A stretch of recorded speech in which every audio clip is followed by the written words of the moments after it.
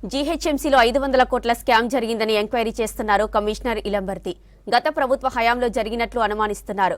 పండుగలు, special days సందర్భంగా నగరంలో ఏర్పాటు చేసిన టెంపరరీ లైటింగ్ కోసం గత 5 ఏళ్లలో 500 కోట్ల రూపాయల బిల్లులు మంజూరు చేసింది జీహెచ్ఎంసీ.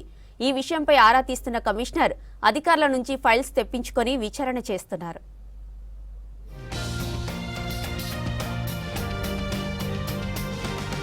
నగరంలో ఫెస్టివల్స్, ఉత్సవాల సందర్భంగా ఏర్పాటు చేసే టెంపరరీ లైటింగ్ల విషయంలో భారీగా అవినీతి జరిగినట్లు అనుమానాలు వ్యక్తమవుతున్నాయి.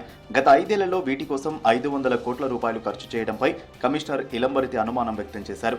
గత 5 ఏళ్లలో టెంపరరీ లైటింగ్ బిల్లులు జోనల్, సర్కిల్, వార్డుల వారీగా పూర్తి వివరాలు ఇవ్వాలని సంబంధిత అధికారులను ఆదేశించారు కమిషనర్.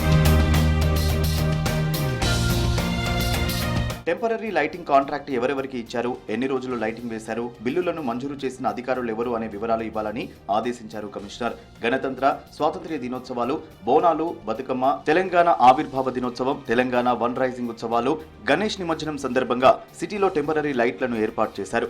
ఈ సమయాల్లో secretariat, assembly, Charminar, GHMC head ఆఫీసుతో పాటు జోనల్, సర్కిల్ కార్యాలయాలు, జంక్షన్లు, సెంట్రల్ మీడియంతో పాటు ఫ్లైఓవర్లను డెకరేట్ చేసేందుకు టెంపరరీ లైటింగ్లను జీహెచ్ఎంసీ ఏర్పాటు చేసింది. వీటిని 1 రోజు నుంచి 9 రోజులు మాత్రమే ఏర్పాటు చేశారు. అయితే టెంపరరీ లైట్లకు ఇంత ఖర్చు కావడంపై అనుమానాలు వ్యక్తం చేస్తున్నారు కమిషనర్.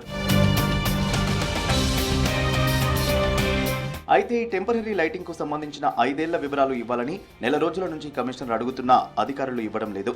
దీంతో ఆయా అధికారులపై కమిషనర్ సీరియస్ గా ఉన్నట్లు తెలుస్తోంది. పూర్తి వివరాలు పరిశీలించిన అనంతరం విజిలెన్స్ విచారణకు ఆదేశిస్తామంటున్నారు కమిషనర్.